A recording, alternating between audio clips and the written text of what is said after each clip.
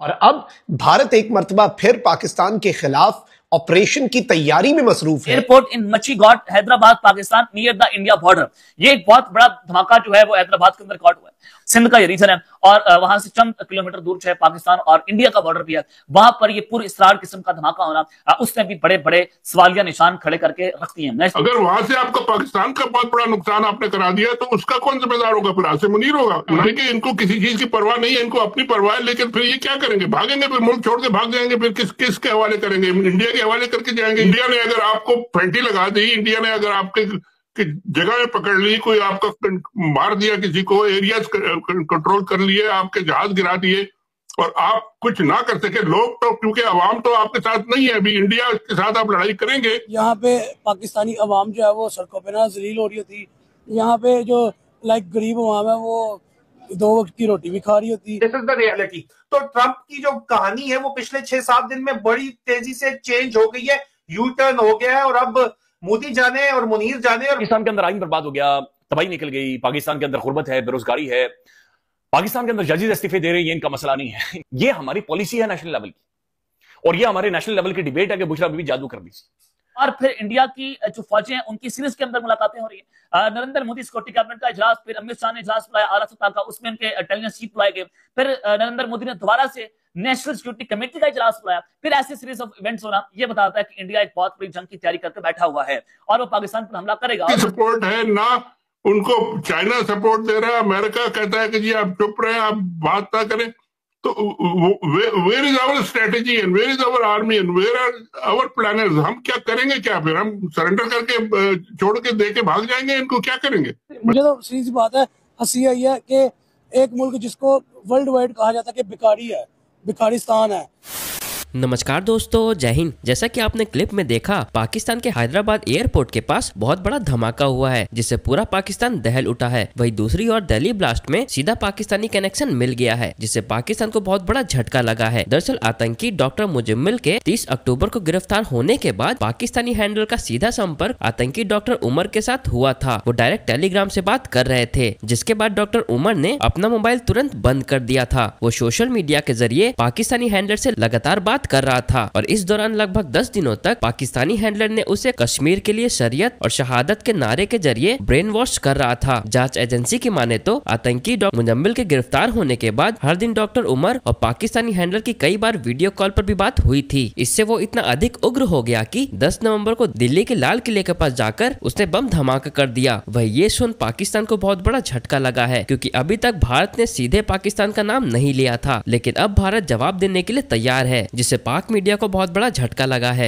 आसिम मुनीर हिंदुस्तान के ऊपर जो है पहले अफगानिस्तान को दुश्मन प्रेजेंट करना चाहता था, रजीम चेंज करके उस पर पाकिस्तानी कौम तैयार नहीं हुई। तो अब हमारी इत्तलात के मुताबिक हिंदुस्तान से एक दफा पहले भी पंगा ले चुके हैं पहलगाम में, जिसके नतीजे में 4 दिन की जंग हुई। इन्होंने अपने आप को फील्ड मार्शल प्रमोट कर लिया। अब दोबारा ये वहां पे दोबारा पंगा लेना चाहते हैं ताकि पूरी कौम इनके पीछे खड़ी हो। इसमें जो पॉइंट है वो ये है कि अब क्योंकि बिजनेस खराब होता है अमेरिका का इंडिया के साथ, तो आसिम मुनीर को रोकने के लिए सिर्फ एक ही शख्स है जो इमरान खान है, और वो इमरान खान को पावर में नहीं आने देना चाहते, या पावर में अगर वो आए भी तो इमरान खान और आसिम मुनीर आपस में बाहर, इमरान खान बाहर आए और इमरान खान बाहर आके इसको पब्लिक की सपोर्ट के साथ आसिम मुनीर को काटे, आसिम मुनीर उनको काटे, दोनों आपस के अंदर लगे रहे ताकि अमेरिका भी तंग ना हो, इंडिया भी तंग ना हो, वेस्ट भी अपना काम करता रहे, ये आपस के अंदर लगे रहे। और इसलिए इमरान खान की वापसी की बातचीत जो है वो सीरियसली चल रही है। अब इस पे आपका क्या इंफॉर्मेशन है, क्या तज्जिया है? जो इंडिया से जंग हुई तो हो सकता है उसका रिजल्ट वो ना हो जो अभी मई में हुआ था, फिर क्या होगा? इंडिया ने अगर आपको फेंटी लगा दी, इंडिया ने अगर आपके जगह में पकड़ ली, कोई आपका मार दिया, किसी को एरियाज कंट्रोल कर लिए, आपके जहाज गिरा दिए और आप कुछ ना कर सके, लोग तो क्योंकि अवाम तो आपके साथ नहीं है, अभी इंडिया के साथ आप लड़ाई करेंगे तो ठीक है, लोगों में एक जज्बा पैदा होगा, लेकिन उसके लिए आपको बहुत ज्यादा कोशिश करनी पड़ेगी कि जी आप ये जबरदस्ती जंग नहीं लड़ रहे, ये इंडिया ने कुछ ज्यादती की है। लेकिन अगर वहां से आपका पाकिस्तान का बहुत बड़ा नुकसान आपने करा दिया तो उसका कौन जिम्मेदार होगा? फिर आसिम मुनीर होगा, इमरान खान तो नहीं होगा। सर, आपको लगता है कि इनको पाकिस्तान के नुकसान की परवाह है?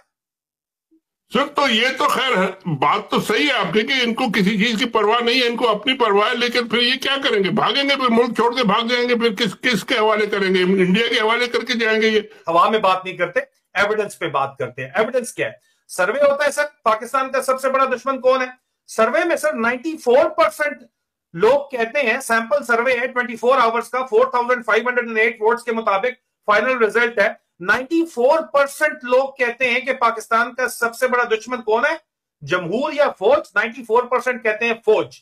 ये सेंटिमेंट है सर, ये सेंटिमेंट है आपकी। अब ये सेंटिमेंट लेके आप इंडिया से जंग करने जाएंगे तो क्या हशर होगा आपका? सर यार ये मुझे ये जरा समझाएंगे। आप कहते हैं फेंटी पड़ेगी, ठीक है, फेंटी तो लास्ट टाइम भी पड़ी है। आपने राफेल करके, प्रेसिडेंट ट्रंप ने राफेल करके उनसे डील करवा ली। F-21 वो बेच रहे हैं, उन्होंने आपके एयर बेसेस को हिट किया, आपका एयर डिफेंस वनरेबल है। आपकी रशिया में ISI की टीम पकड़ी गई है, बाकायदा एस्पेनॉज रिंग पकड़ा गया है, जो advance defence air defence technology वहां से स्मगल करना चाहता था। क्यों स्मगल कर रहा है सर? क्योंकि चाइना ने इनको देने से इनकार किया होगा ना। कहेंगे जीत गए, बनियान और महसूस हो गया, हम जीत गए हैं, हमने जो है वो जिंदाबाद कर लिया। क्योंकि सर बात सुने, इंडिया भी एक लिमिट से आगे नहीं जा सकता, क्योंकि न्यूक्लियर डेटरेंस है यहाँ पे। इंडिया का तो कारोबार चल रहा है, लोग कहते हैं नूरा कुश्ती है, डबल गेम है। वो यार उनके कारोबार चल रहे हैं, उनका बिजनेस है, वो 4-5 दिन से आगे जाते भी नहीं है, उनका बिजनेस खराब होता है, उनकी मार्केट्स बैठती हैं। आपके पास तो है ही कुछ नहीं। आप तो कहते हैं हम तो डूबेंगे सनम, तुमको साथ लेके डूबेंगे। अभी दिल्ली के अंदर ब्लास्ट हुआ है, इंडिया ने कहा ये जो है वो टेररिस्ट अटैक है। पाकिस्तान में इस्लामाबाद में अगले दिन अटैक हुआ है, इन्होंने पहले TTP को ब्लेम किया, उसके बाद जमात-उल-अहरार को ब्लेम किया, आखिर में तीसरा जाके इंडिया को ब्लेम किया। इंडिया ने कहा कि तुम लोग पावर ग्रैब कर रही है, तुम्हारी मिलिट्री तुम्हारी तवज्जो उठा रही है, हम लोग अगले दिन ही जाके ब्लास्ट नहीं कर देते। हमारी जो है वो CCP बैठती है, प्राइम मिनिस्टर बैठता है, बैठते intelligence chief, defence minister, foreign minister, और फिर हमारा डिफेंस चीफ बैठ के फिर फैसला करते हैं। हमारी तो मीटिंग हुई नहीं है। तो तुम लोगों को ये एक डाइवर्जनरी टैक्टिक्स है। आसिम मुनीर ने पहले भी ये काम किया, ये फैक्ट है कि वो ये आगे भी जाके काम कर सकता है। This is the reality. तो ट्रंप की जो कहानी है वो पिछले 6-7 दिन में बड़ी तेजी से चेंज हो गई है, यू टर्न हो गया है। और अब मोदी जाने और मुनीर जाने, और मोदी ने मुनीर की जो मंजी। देखिए सिनेरियो में मुझे ये समझाया कि इंडिया तो ये सारा कुछ कर रहा है और अमेरिका से लेगा, और सारे उनके 10 ईयर पैक्ट भी हो गए, और ये सारे डील भी इन द पाइपलाइन, सब कुछ हो रहा है। What is Pakistan going to do? China को हमने नाराज किया हुआ है। चाइना ने पिछली दफा तो हमें बचा दिया, इस दफा हमें अगर चाइना बचाने नहीं आया तो हम फिर किधर जाएंगे? और आसिम मुनीर साहब का फिर क्या होगा? फील्ड मार्शल तो बन गए, पूरी एयरफोर्स भी उन्होंने टेक ओवर कर लिया, नेवी भी टेक ओवर कर लिया, न्यूक्लियर भी टेक ओवर कर लिया, सब कुछ टेक ओवर कर लिया। बट द क्वेश्चन रिमेन्स कि जी आप लड़ेंगे किस बेसिस पे? आपको चाइना बचाने नहीं आएगा तो आप क्या करेंगे? और फिर इंडिया की जो फौजें हैं उनकी सीरीज के अंदर मुलाकातें हो रही है। नरेंद्र मोदी सिक्योरिटी कैबिनेट का इजलास, फिर अमित शाह ने इजलास बुलाया आला सतह का, उसमें उनके इंटेलिजेंस चीफ बुलाए गए। फिर नरेंद्र मोदी ने दोबारा से नेशनल सिक्योरिटी कमेटी का इजलास बुलाया। फिर ऐसे सीरीज ऑफ इवेंट्स होना ये बताता है कि इंडिया एक बहुत बड़ी जंग की तैयारी करके बैठा हुआ है और वो पाकिस्तान पर हमला करेगा। और जैसे अफगानिस्तान से भी उन्होंने अपनी फौजें जो है वो अफगान बॉर्डर पर पहुंचा दी है। इंडिया के कहने पर ही सारा कुछ हो रहा है ना, इसमें कोई दो राय नहीं होनी चाहिए। इतना powerful blast occurred near the airport in Machighat, Hyderabad, Pakistan, near the India border। ये एक बहुत बड़ा धमाका जो है वो हैदराबाद के अंदर रिकॉर्ड हुआ है। और ये असला की फैक्ट्री थी, ये जो बारूद वाली फैक्ट्री होती है, जनाब आतिशबाजी के लिए जो फैक्ट्री है, उसके अंदर आग लगी। वहां पर ये धमाके होने की इत्तलात आ रही है। सिंध का ये रीजन है और वहां से चंद किलोमीटर दूर जो है पाकिस्तान और इंडिया का बॉर्डर भी है, वहां पर ये पूरी इसरार किस्म का धमाका होना उसने भी बड़े बड़े सवालिया निशान खड़े करके रख दिए हैं। हैदराबाद में पूरी इसरार धमाका जो है, और पाकिस्तान और इंडिया की LOC के करीब जाकर धमाका होना, और जो ये आतिशबाजी की फैक्ट्री पर धमाका होना, तो इसने सवालिया निशान खड़े किए हुए हैं कि धमाका किसने किया। ऑटोमेटिकली धमाका इतने होते कि एक तरफ तो इंडिया के अंदर सीरीज ऑफ इवेंट्स हो, जैसे पाकिस्तान के अंदर हो रहे हैं,